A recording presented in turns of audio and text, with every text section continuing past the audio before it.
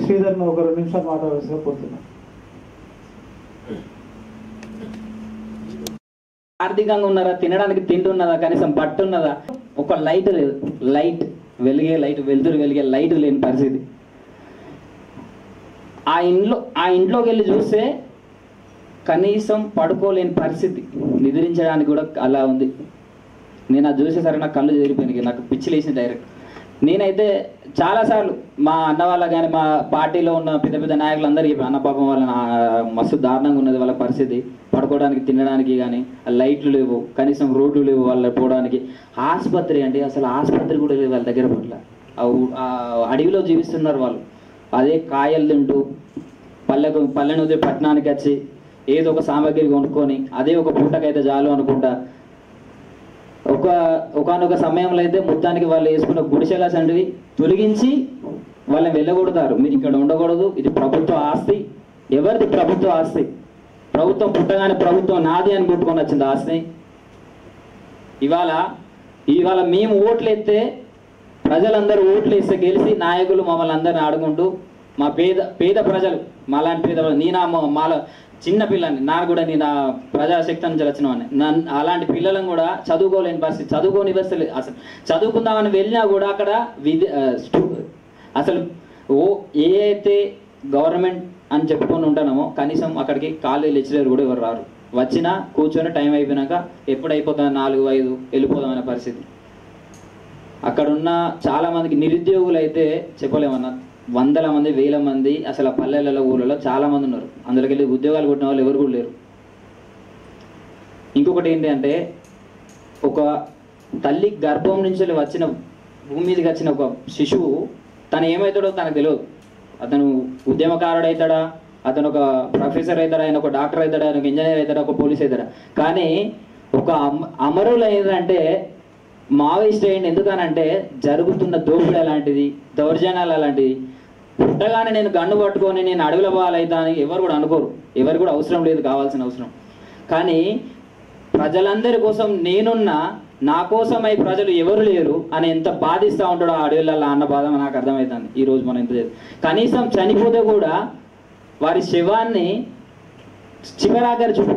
తన తల్లి ఎంత రాకేష్ అని ఇక్కడ ఉన్న హసన్పర్తి అన్న దగ్గరికి చనిపోతే కనీసం శవం ఇవ్వలే. ఆ తల్లి బాధ ఎవరికి వెళ్తుంది, ఎవరు అర్థం చేసుకుంటారు? రేపు అవ్వ నీ బిడ్డ కనుక మావోయిస్టులకు వెళ్ళి నీ బిడ్డ చనిపోతే ఆ పరిస్థితి ఎట్లుంటో నువ్వు అర్థం చేసుకో. ఆ బిడ్డ ఇవాళ నేను చెప్తానా, మోదీజీ నీ కరెక్ట్ డైరెక్ట్ చెప్తానా, ఇవాళ పెన్ని వీడి గన్ను పడితే ప్రభుత్వం కూడా ఉండదు. సవాల్ చెప్తానా, డైరెక్ట్ చెప్తానా. ఇవాళ సార్ చెప్పిండు, సార్ బోల్ రే గోలీ మార్ రే, సార్ బోల్ రే గోలీ మార్ రే. సార్ చెప్తాడు, గన్ను కొడుతానా, కథం తుపాకీతో కొడుతానా, పేలుతాంది, చచ్చిపోతారు. అదే గన్ను కనుక విద్యార్థుల చేయి దాకా రానియకండి. అదే గన్ను విద్యార్థి చేతులకు వస్తే పరిస్థితి వేరే ఉంటుంది. తర్వాత ప్రభుత్వాలన్నీ కూలాల్సి వస్తుంది. దయచేసి అర్థం చేసుకోండి మీరు కూడా. ఎందుకంటే విద్యార్థులు ఉండే ఉత్తేజం అలాంటిది, ఆవేశం అలాంటిది. గన్ను పట్టుకోవాలని నాకు కూడా ఉన్నది. ఇప్పుడు పట్టుకుంటే మాత్రం ఉండాలన్నా పోవాలన్నా ప్రజల కోసమే. ఏదైనా నాకు మనసులు ఉంటుంది ఎప్పటికైనా. ఈ విద్యార్థులకు రంగానికి కూడా వచ్చింది ఒకటే, 10 మందికి సహాయం చేయాలి, 10 మంది బాగోరుకునేవాడిని. ఇప్పటికి కూడా 10 మంది మంచిగా ఉండాలి, దాంట్లో నేను ఉండాలని కోరుకుంటా. అలాంటిది ప్రజలందరూ బాగుండాలని చెప్పి కన్నతల్లిని వదిలేసి అడవుల్లో తిండి లేక కనీసం పడుకోవడానికి నిద్రించలేని సమయం లేక ఆడ ఎవరొచ్చి ఏ దిక్కున కాల్పు కాల్స్తారు, ఏ దిక్కున వచ్చి ఏం జరుగుతుందో, ఏ దిక్కున ఏం తింటామో, నీళ్లు తాగడానికి వెళ్ళిన వాళ్ళ మీద తుపాకీ తూటాలు పేల్చి చంపేసి రేడికాడికి 74 మంది, 64 మంది, 100 మంది. ఇది ఒక బ్రేకింగ్ న్యూస్. అరే నాయన, నువ్వు తీసేది ఇక్కడే అన్నను, అక్కను, చెల్లెను, అమ్మను, నాన్నను. అలాంటి వారు మన సమాజం కోసం అని చెప్పి పోయి పోరాటం చేస్తామంటే కనీసం పట్టించుకునే పరిస్థితి. అది ఇప్పటికి కూడా ఒకటి అర్థం కాదు. కానీ వాళ్ళు ప్రజల దగ్గరికి వచ్చి డబ్బులు అడిగిర్రా, నిన్ను ఇల్లు అడిగిర్రా, సంపద అడిగిర్రా, నీ దగ్గర నుంచి ఏమైనా దోచుకున్నారా, గన్ను పెట్టి నాకు ఇది కావాలి అని చెప్పి అడిగిర్రా. ఇవాళ ప్రజలు అర్థం చేసుకోలేని పరిస్థితులు ఉన్నారు. వాళ్ళు ఎందుకు మరి అడవిలో అంతమంది ఎందుకు చనిపోతున్నారో కూడా అర్థం కాని పరిస్థితులు మీకు ఎందుకు అర్థమవుతలేదు? ఇది వాళ్ళు రాజకీయ నాయకులు చేస్తున్నటువంటి ఆస్తి అక్రమాల దోపిడీలను తిప్పి కొట్టాలని చెప్పి గన్ను బట్టి బెదిరింపులు చేస్తున్నారే తప్ప నీ దగ్గర నుంచి లాక్కునేది ఏం లేదు.